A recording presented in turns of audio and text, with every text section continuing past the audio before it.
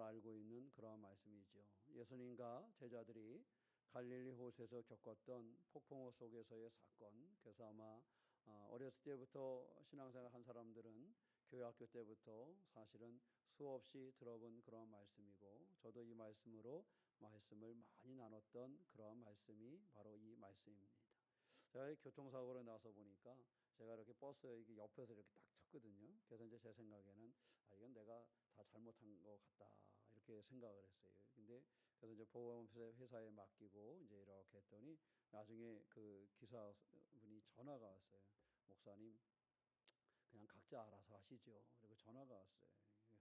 그래서 왜요? 그 보험에서 잘못된 거를 다 그냥 해서 해야지. 혹시 나중에라도 사람이라도 이렇게 아프다 그러면 안 되잖아요. 그게 그래서 보험 처리해서 접수해서 다 해야지. 그렇게 하면 안 된다고. 그랬더니 기사분이 그래요. 목사님, 이거는 각자 하는 게 좋을 것 같아요. 그래서 왜요? 그랬더니 보험회사에서 이렇게 조사를 하면 제가 생각한 거하고 또 다른가 봐요.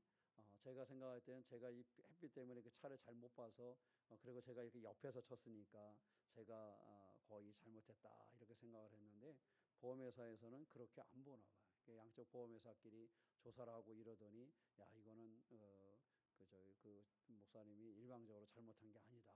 그래가지고 따져보니까 뭐 한 6대4 이렇게 되나 또 그렇게 나온대. 그러면서 그럼 뭐 큰 거가 또 아니고 그러니까 각자 합시다 이러더라고. 그런데 이제 제 입장에서는 혹시나 버스에 특히 사람이라도 다쳤거나 혹시 나중에라도 그러면 안 되니까 그냥 보험으로 해서 얼마가 됐든지 간에 이렇게 맞춰서 하시라고 그렇게 해서 마무리 줬는데, 삶을 이렇게 살아가다 보면 내가 알고 있고 내가 경험한 거가 있고 이런 것이 다인 줄 알고 내가 100% 내 말이 맞는 것처럼 생각을 하는 경우도 참 많습니다. 그런데 내가 생각한 거, 내가 경험한 거, 내가 알고 있는 거, 이것이 100% 맞는 것 같은 생각이 들어도 나중에 보면 그것이 뭐 할 때도 있어요? 틀릴 때도 많습니다. 그것이 틀릴 때도 많아서 그것이 틀림으로 오히려 나에게 이익이 될 때도 있고 나에게 손해가 될 때도 있어요. 그죠? 이번 거는 제가 알고 있던 거하고 다르게 결과가 나와서 제 입장에서 조금 이익을 본 게 된 거죠. 그죠? 제 생각대로 했으면은 다 해줘야 되지 않나 그렇게 생각을 했었는데, 그러니까 우리의 삶에 있어서 뭐냐 하면요, 사람의 삶에 어떤 것이 이익이 될 수도 있고 손해가 될 수도 있지만, 여러분, 내가 알고 있는 지혜나 지식이나 내가 경험한 경험이나 이게 전부가 아니라는 사실을 아셔야 돼요. 마치 내가 모든 것을 알고 있는 것처럼 착각을 하시면 안 됩니다. 어떤 우리가 사람들하고도 이야기하다 보면 어떤 사람은 그냥 모든 것을 다 알고 있는 것 같아요. 그냥. 그죠? 그래서 그 사람하고 이렇게 만나서 이야기하다 보면 다음번에 그 사람하고 또 이야기하고 싶지 않아. 왜? 뭐 하니까? 그 사람 뭐 한 것 같아요? 다 알고 있는 것 같으니까. 우리가 세상에 볼 때 그래서 좀 조심성이 있어야 됩니다. 그러니까 중요한 것은 많은 경우 내가 알고 내가 경험하고 내가 느꼈던 것 중에 그것이 아닌 일들도 굉장히 많고, 내가 알고 있는 지식이 다가 아니라는 사실을 우리는 경험할 수 있어야 됩니다. 하나님의 말씀을 들을 때도, 설교를 들을 때나 성경을 읽을 때에도요, 늘 내가 경험한 것, 내가 느끼고 있는 것, 내가 알고 있는 것, 이것을 내려놓고 말씀을 들으면 그 말씀에서 내게 다가오는 것이 있지만, 내가 경험하고 내가 체험하고 내가 알고 있고 하는 그것만 붙잡고 있으면 더 이상의 말씀은 내게 들려지지가 않습니다. 그래서 우리가 중요한 것은요, 늘 말씀을 들으려면 뭐가 필요하냐? 나를 비우는 게 필요해요. 이 물컵에도 물을 채우려면 먼저는 뭐 해야 돼요? 비워야 되지. 우리가 밥을 뻐도 빈 그릇이라야 밥을 풀 수 있지 뭔가 차 있는 곳에는 찰 수가 없어요. 우리의 심령 속에 내가 알고 있는 것이 전부인 것처럼 내 지식과 내 경험으로 꽉 차 있으면 거기에 하나님의 말씀이 채워질 수가 없습니다. 그래서 우리가 하나님의 말씀을 들을 때에 첫 번째 태도는 나를 비우고 들어야 됩니다. 나는 부족한 사람이라고, 내 지혜와 내 지식도 부족하고 내 경험도 약한 사람이라고 이것을 비우고 들어야 그 하나님의 말씀이 내 안에 들어올 수 있다는 사실을 기억하시고 하나님의 말씀에 귀 기울이는 믿음의 주인공이 되시기를 주님의 이름으로 축원합니다. 오늘 말씀을 통해서 나누고자 하는 것은요, 우리가 신앙생활을 하다 보면 두려움 속에서 우리의 믿음이 약해지고 우리의 믿음이 연약해짐을 발견할 때가 많이 있습니다. 오늘 제자들이 폭풍우를 만났을 때 그들이 그 속에서 뭘 느꼈어요? 두려움을 느꼈습니다. 그런데 그들이 폭풍 속에서 두려움을 느꼈지만 그들은 여전히 주님과 함께 있었습니다. 그 배에 주님이 그들과 함께 있었습니다. 그러나 주님이 함께함에도 불구하고 그들은 두려움에 사로잡혀서 어찌할 바를 알지 못하는 그러한 순간을 맞이했던 것입니다. 우리도 삶을 살아가면서 주님을 믿기 때문에 주님이 나와 함께 하신다는 사실을 고백하고 주님이 나와 함께 하신다는 사실을 알아요.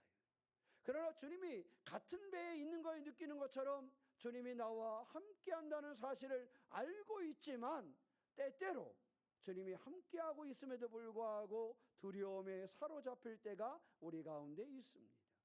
어떨 때 믿음을 가진 우리가 주님이 우리와 함께하고 계심에도 불구하고 그러한 두려움을 경험하는가? 우리가 잘 알고 있는 말씀 마태복음 14장 29절에서 31절 말씀 보면 베드로가 주님을 보고 물 위를 걸어가다가 두려워해서 물에 빠지는 모습을 우리가 볼 수 있습니다. 예수님을 바라보면서 배에서 내릴 때만 해도 베드로는 자신이 물에 빠질 거라는 생각을 하지는 않았습니다.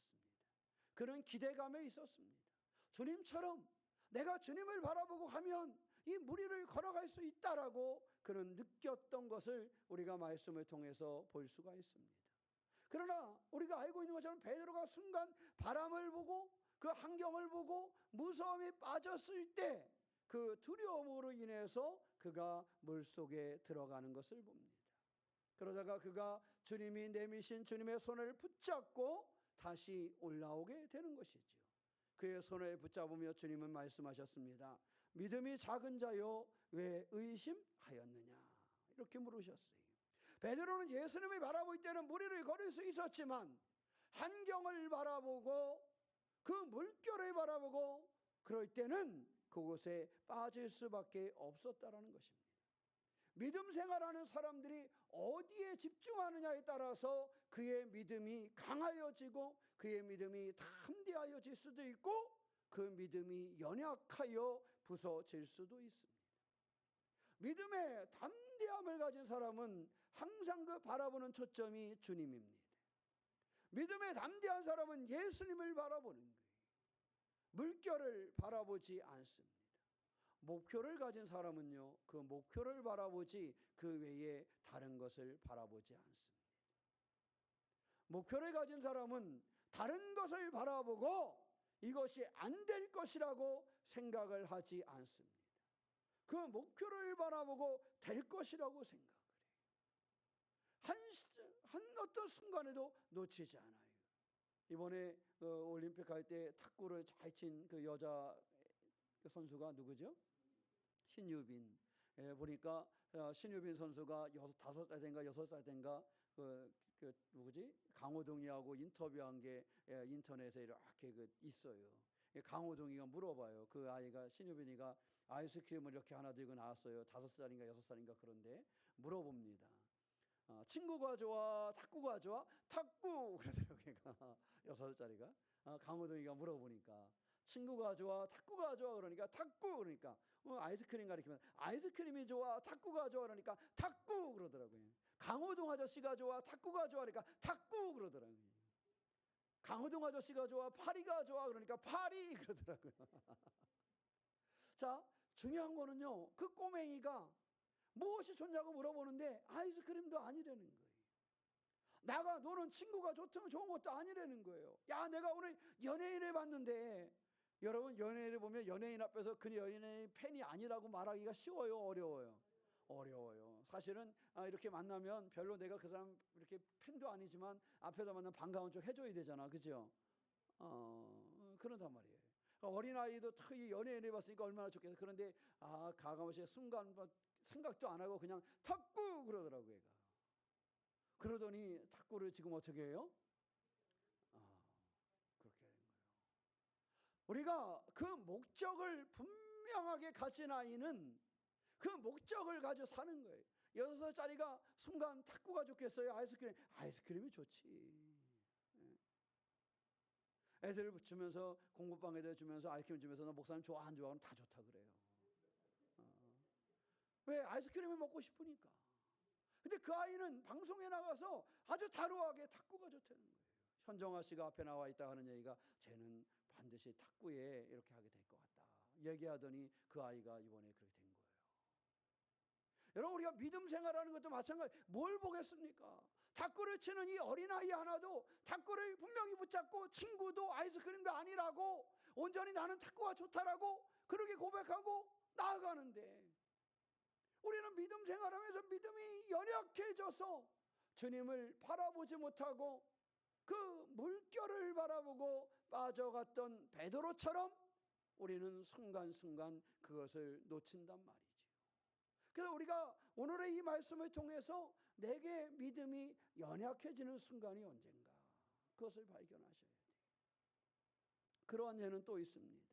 출애굽 당시 이스라엘 백성들은 홍해 앞에서 두려워하며 하나님의 능력을 의심했습니다. 그럴 만도 하겠지요. 그 어려움을 겪고 여기까지 와서 이제 저기를 넘어가나 싶었더니 우리를 큰 강이 가로막고 있으니, 홍해가 가로막고 있으니 그들의 마음이 얼마나 답답했겠습니까? 여러분, 그러한 순간을 맞닥뜨리며 순간 원망이 나오잖아요. 사람이 세상에 살아가다가 순간 힘겨운 일을 만나면 부모님을 원망할 때도 많잖아요. 그죠? 뭐 깊은 건 아니지만 순간 그냥 그 말이 나오잖아요. 누군가 심부름을 시켰는데 가다 어려움이 딱 나오면은 심부름 시킨 사람에 대해서 원망이 나오잖아요.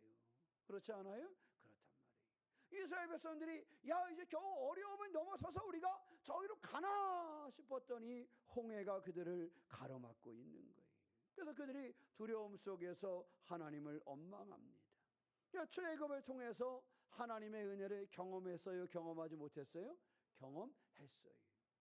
출애굽을 통해서 하나님의 능력을 보았고 하나님의 역사를 봤어요. 그 경험을 가지고 있어요. 그런데 홍해라는 벽을 만나면서 두려움 속에 빠져요. 여러분, 우리가 믿음을 가졌다 해가지고 평생 두려움 없이 살아가는 건 아니에요. 그걸 아셔야 돼요. 여러분, 믿음을 가진 사람은 평생 그다음부터 아주 탐나게 흔들리지 않고 갈 것 같잖아, 그죠? 안 그래요. 이스라엘 백성들이 하나님을 체험을 단단히 했잖아요. 여러분이 출애굽에 체험을 했다라면 하나님에 대해서 확신했기 때문에 그 다음부터는 평생 안 흔들리고 살 거잖아, 그죠, 오 권사님? 우리 생각에 그럴 것 같지 않아요? 여러분, 그 정도 하나님의 능력을 봤으면요, 하나님 떠나겠어요, 안 떠나겠어요? 안 떠나잖아요. 그런데 이스라엘 사람들이 그 정도 하나님을 체험했는데 홍해가 딱 있으니까 우리를 출애굽하신 하나님이 여기도 역사하실 거야, 이렇게 생각을 했어요? 아니에요. 죽겠구나, 이제 죽겠구나. 우리가 다 바다에 빠져 죽거나 저들 손에 죽거나 우리가 이제 다 죽겠구나. 왜 여기 와서 막 이랬단 말이죠. 하나님의 은혜를 체험했다고, 하나님의 능력을 체험했다고 평생 흔들리지 않는 것이 아니에요. 그 같은 연약한 믿음이 그들 가운데 있었단 말이죠. 그들을 향해서 모세는 이렇게 이야기합니다. 모세는 백성에게 이르되 너희는 두려워하지 말고 가만히 서서 여호와께서 오늘 너희를 위하여 행하시는 구원을 보라. 너희가 오늘 본 애굽 사람을 영원히 보지 아니하리라. 이렇게 말씀하세요. 모세 한 사람은 하나님이 일하심에 대한 기대와 소망을 놓치지 않았던 거예요. 그러니까 모세는 홍해를 본 것이 아니라 홍해를 넘어서 있는 하나님을 본 것이지요. 그러니까 우리가 믿음이 연약해지면 세상을 살아가면서 두려움 속에 빠질 수밖에 없는 것입니다. 왜? 우리 가운데는요, 늘 그러한 이들이 다가오거든요. 애국과 같은 이들이 있고, 애굽을 나오면 뒤쫓아오는 애굽의 군대 같은 사람들이 있고, 홍해처럼 가로막고 있는 사람들이 있고, 살다 보면 강야에서 물이 없어가지고 심겨움을 만날 때도 있고, 양식이 없어서 싱겨움을 만날 때도 있고, 가다 보면 적들이 나보다 더 강한 적들이 맞고 있어서 어려움을 겪기도 하는 거예요. 중요한 것은 그럴 때에 연약해지는 믿음을 가지고 있는지, 아니면 모세가 이야기한 것처럼 너희를 위하여 행하시는 여호와의 구원을 보라 라고 말씀하신 것처럼 하나님을 단단히 붙잡고 보는 믿음을 가졌는가 하는 것이 중요한 것입니다. 연약한 믿음으로 흔들릴 수 있는 그러한 이들이 우리 가운데는 계속적으로 다가옵니다. 안 오는 게 아니에요. 그 순간은 매 순간 우리에게 다가옵니다. 우리의 신앙이 무너질 만한 이들, 우리의 신앙이 주저앉을 만한 이들, 그러한 시험, 그러한 아픔은 늘 다가옵니다. 그러므로 그러한 연약함에 그러한 믿음이 왔을 때, 그때를 우리가 어떻게 이겨내야 하는가 하는 것을 오늘 말씀을 통해서 나누고 있습니다. 시편 56편 3절 4절 말씀에 보면 다윗은 이렇게 고백합니다. 내가 두려워하는 날에는 내가 주를 의지하리라. 두려워하는 날에는 뭘 하겠다? 주님을 의지하겠다. 내가 하나님을 의지하고 그 말씀을 찬송하올지라. 내가 하나님을 의지하였은즉 두려워하지 아니하리니 혈육을 가진 사람이 내게 어찌하리까. 이렇게 고백을 합니다. 다윗도 두려움을 느꼈다는 거예요? 안 느꼈다는 거예요? 느꼈다는 거예요. 그래서 그가 고백합니다. 두려워하는 날에, 내게 두려워하는 날에 내가 주님을 뭐 할 것이다? 의지할 것이다. 예, 내 힘으로는 두려움을 느낄 수밖에 없는 힘겨운 싸움이 되겠지만, 그런 어려움의 일이 되겠지만 나는 누구를 의지하겠다? 주님을 의지하겠다. 우리에게 믿음이 연약한 순간 찾아옵니다. 두려움이 그러한 느껴지는 순간이 우리에게 찾아옵니다. 신앙생활 30년 했다고 안 찾아오는 거 아닙니다. 새벽기도 안 빠진다고 그러한 시간이 안 찾아오는 것이 아닙니다. 성경을 매일 읽었다 해서 그러한 순간이 안 찾아오는 거 아닙니다. 목사라 그래서, 장로라 그래서, 권사라 그래서 그러한 순간이 안 찾아오는 것이 아닙니다. 누구에게나 이런 믿음이 연약해지는 순간은 찾아옵니다. 근데 그때에 누구를 의지하는 거? 주님을 의지하는 거. 그래서요, 두려움의 순간이 왔을 때, 뭔가 힘겨운 순간이 왔을 때, 그때 여러분 기억하세요. 내가 주님을 뭐 하시구나? 바라봐야 될 시간이구나. 이것을 알아야 돼요. 배에서 꼬르륵 소리가 나면 무슨 시간이라고 느껴요? 배꼽 시계가 울렸구나. 내가 밥 먹을 시간이구나. 설교를 빨리 끝내야지 저렇게 오래 하면 어떡해. 왜? 배꼽 시계가 울리니까. 그래서 배꼽 시계가 울리면 사람들이 배고픔을 느껴요. 우리가 믿음의 연약해짐을 느낄 때, 내가 뭔가 시험에 들 것 같은 징조가 느껴질 때, 내가 뭔가 힘겹고 어려움을 만날 때, 홍해가 앞에 막아선 것 같고 다윗이 수많은 적들을 만나고 베드로가 물에 빠져가는 순간과 같은 그러한 믿음이 연약해지는 순간을 만날 때, 그때 기억하세요. 내 믿음의 배꼽 시계가 울렸구나. 내 믿음의 배꼽 시계가 울려서 내가 주님을 의지하라고, 내가 주님을 향하라고 나에게 경고하고 있구나 라는 사실을 바라보면서, 그런 믿음의 시계가 울릴 때에, 믿음이 연약해지는 시계가 울릴 때에, 내 믿음의 배터리가 다 돼서 거기서 소리가 나고 띠띠댈 때에, 그때에 주님을 바라봄으로 충전하는 신앙의 주인공이 되시기를 축원합니다. 주님은 어떤 분이십니까? 예수님은 그들 앞에 폭풍우를 어떻게 하셨어요? 잠잠하게 하시는 그러한 권능을 가지고 계신 분이었어요. 우리가 주님을 바라보면서 알 것은, 제자들을 향해 말씀하시잖아요. 잠잠하라, 고요하라. 잠잠하라, 고요하라. 이것은 주님께서 그 모든 가운데 그러한 권능과 그러한 평안을 소유하고 계신다는 사실을 우리 가운데 가르쳐주고 있는 것입니다. 마태복음 11장 28절로 30절 말씀에 수고하고 무거운 짐진 자들아 다 내게로 오라. 내가 너희를 뭐하게? 쉬게 하리라. 나는 마음이 온유하고 겸손하니 너희 멍에를 메고 내게 배우라. 그리하면 너희 마음이 힘을 얻으리니 이는 내 멍에는 쉽고 내 짐은 가벼움이라. 주님께서는 우리가 주님을 의지할 때에, 우리가 주님을 의지하여 나갈 때에 수고하고 무거운 짐진 그러한 우리를 쉬게 하시는 분이 주님이시라는 거예요. 우리가 믿음이 연약하여져서 두려움을 느낄 때 우리가 주님을 의지하면 우리에게 평안을 주시는 분이 바로 주님이시라는 겁니다. 주님은 그러한 평안으로 우리를 초청하셨습니다. 수고하고 무거운 짐진 자들아 다 내게로 오라고 우리를 부르셨습니다. 요한복음 14장 27절 말씀에 평안을 너희에게 끼치노니 곧 나의 평안을 너희에게 주노라. 주님의 평안을 우리에게 준다는 거예요. 내가 너희에게 주는 것은 세상이 주는 것과 같지 아니하니라. 너희는 마음에 근심하지도 말고 두려워하지도 말라. 그러니까 주님은요, 우리를 초청하셔서 주님의 그 평안 가운데로 들어오게 하시는 거예요. 그러니까 우리 가운데 믿음이 연약해지고 두려움의 일들이 생기고 그럴 때에 다윗이 주님을 의지했던 것처럼 우리가 주님을 의지하면 돼요.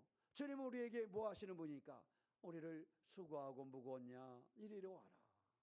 내가 너희에게 세상이 주지 못하는 평안을 주마 하면서 우리를 부르신다는 거예요.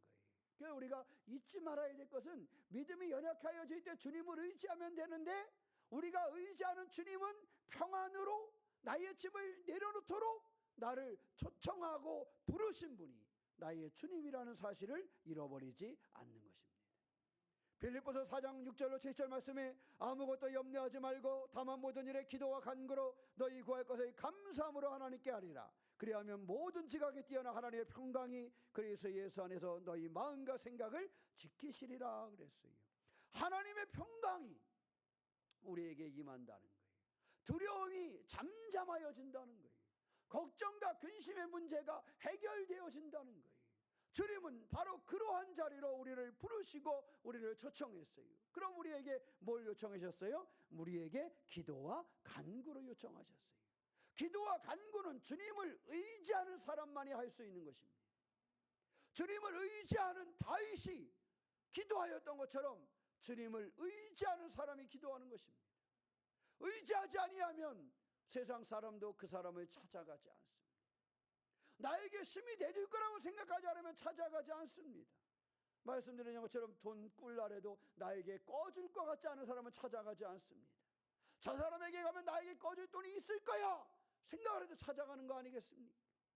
주님은 우리에게 평안을 약속하셨고 그 평안으로 우리를 초청하셨고 수고하고 무거운 짐을 지고 있냐? 너에게 근심과 두려움이 있느냐? 내게로 오라. 내게로 오라. 내가 너희에게 평안을 주겠다라고 약속하시고 우리를 기다리신다는 사실입니다.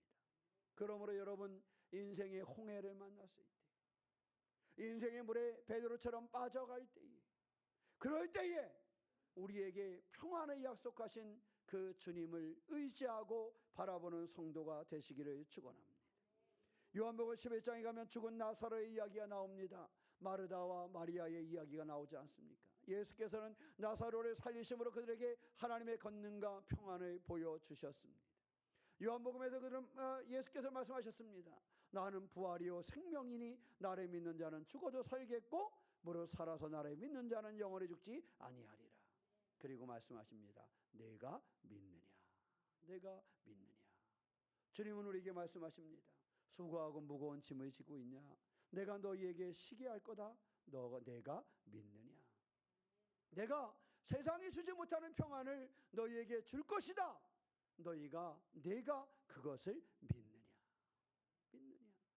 믿음이 연약하여져서 잃어버리지 말고 두려움과 근심과 걱정에 머물지 말고 오늘 우리에게 말씀하시면서 수고하고 무거운 짐을 내가 너를 쉬게 할 것인데 내가 믿느냐?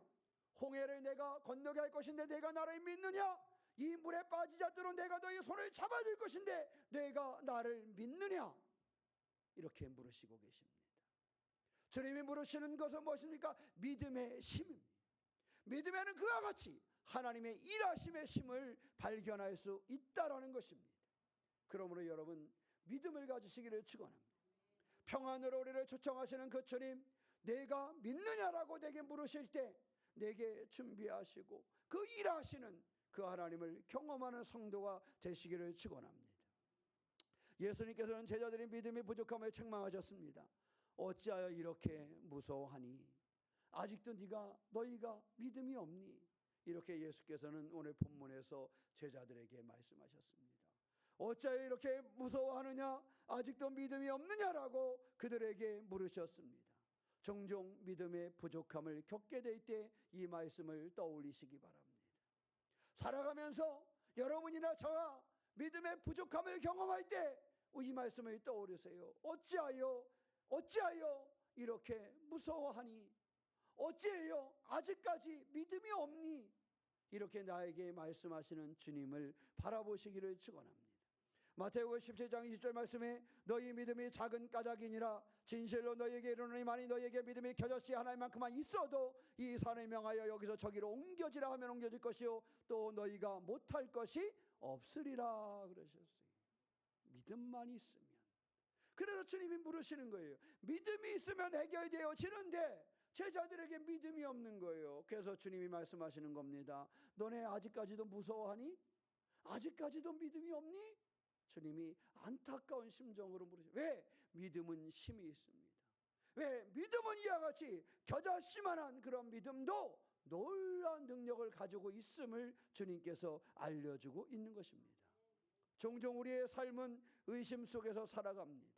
야고보서 1장 6절로 8절 말씀에 오직 믿음으로 구하고 조금 더 의심하지 말라. 의심하는 자는 마치 바람에 밀려 요동하는 바다 물결 같으니 이런 사람은 무엇이든지 주께 얻기를 생각하지 말라. 주께 얻기를 뭐하지 말라? 생각하지 말라. 뭐한 사람들? 의심하는 사람들. 의심하는 사람들은 주께 얻기를 생각하지 말라. 두 마음을 품어 모든 일에 정함이 없는 자로다 그랬어요. 의심이.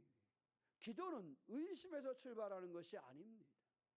기도는 하나님이 일하심을 믿는 믿음에서 출발하는 것입니다. 그래서 믿음으로 구하고 조금도 의심하지 말라 이렇게 말씀하고 있어요. 믿음이 흔들릴 때 우리에게 주는 경고입니다. 우리의 믿음이 연약해질 때 우리에게 주시는 경고입니다.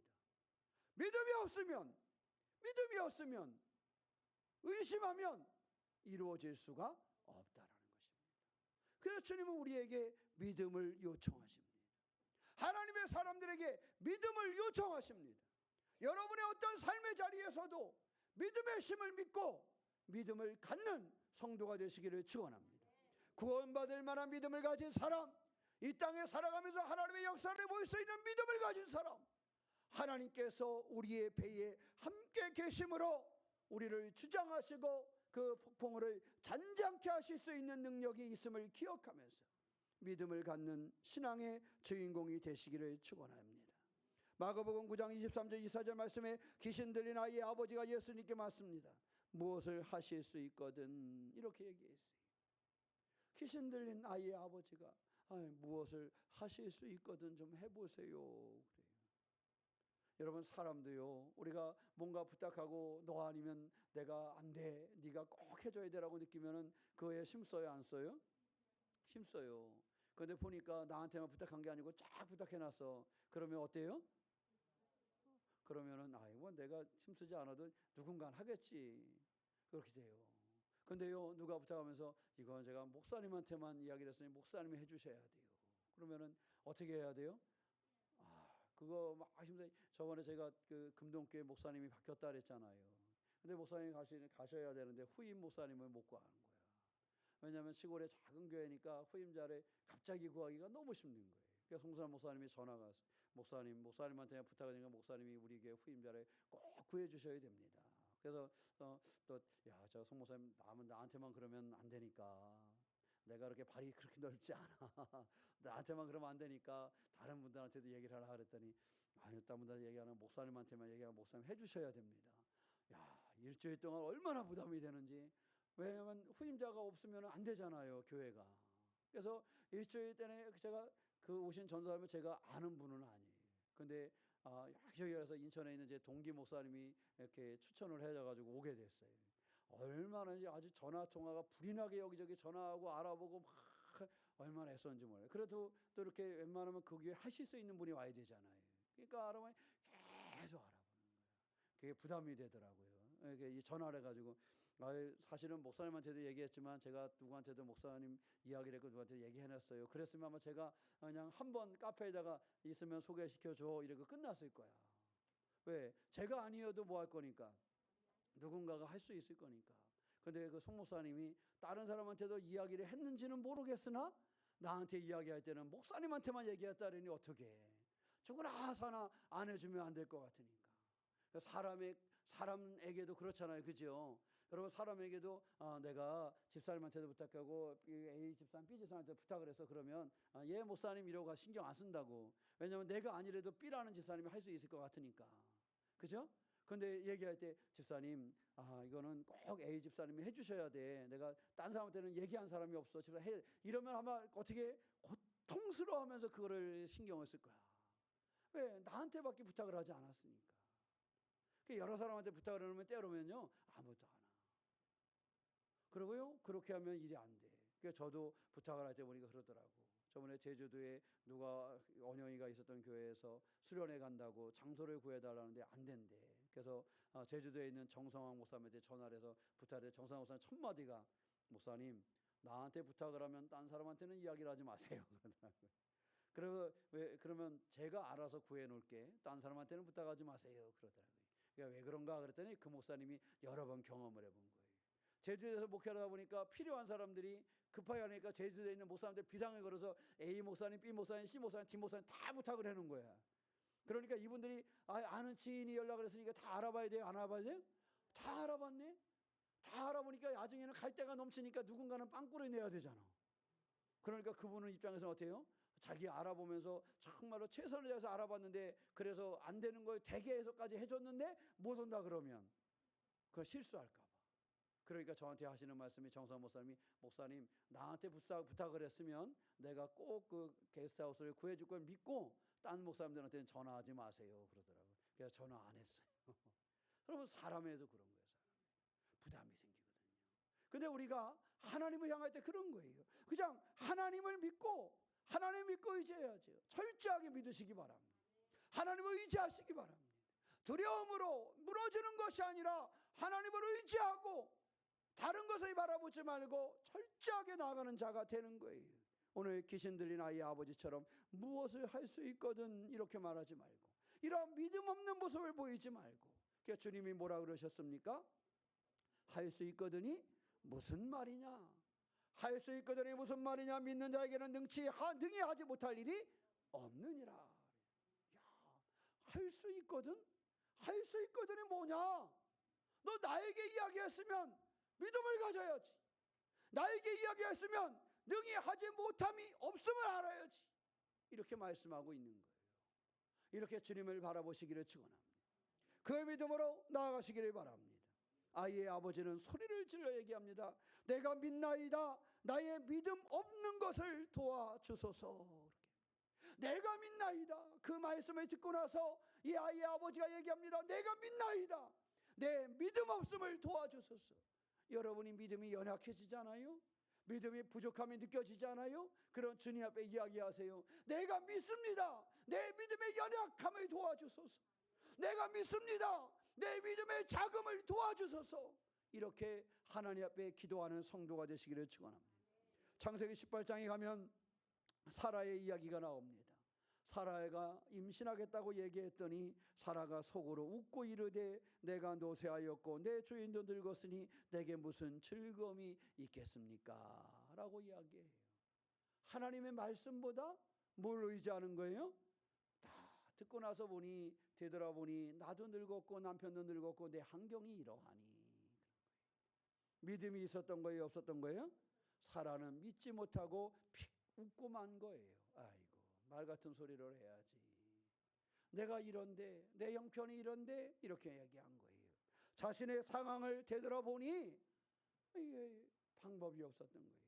하나님을 신뢰하기보다 그것을 먼저 봤던 거지요. 하지만 하나님께서는 약속을 뭐 하시는 하나님?